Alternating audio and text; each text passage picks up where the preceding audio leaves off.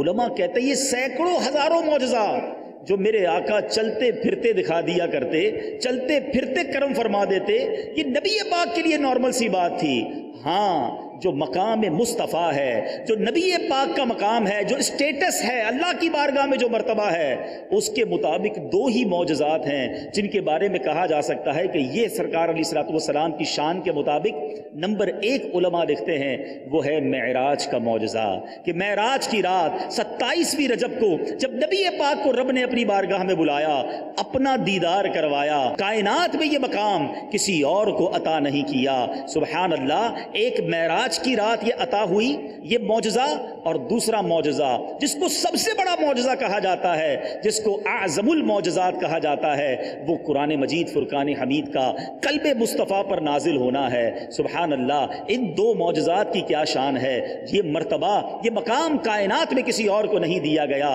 اعلیٰ حضرت لکھتے ہیں نا، وہ خدا نے ہے مرتبہ تجھ کو دیا، وہ خدا نے ہے مرتبہ تجھ کو دیا،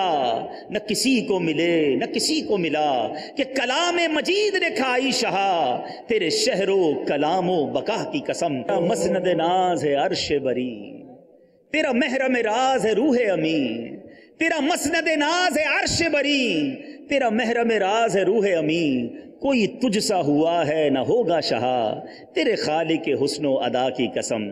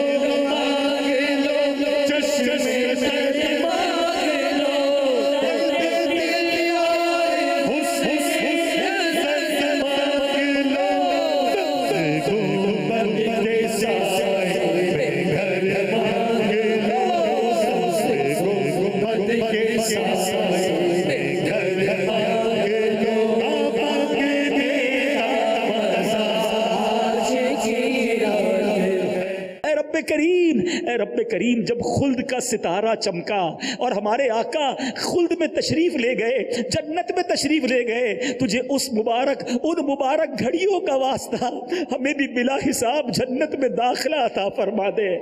آج کی رات کی برکت سے مولا ہمیں ہمیشہ ہمیشہ کے لیے اے رب کریم تیری رضامندی کی خیرات عطا فرما دے۔ اے رب کریم ہمارے ماں باپ کو بھی بخش دے، کہ سفید بالوں پر رحم کر مالک، ان کی مغفرت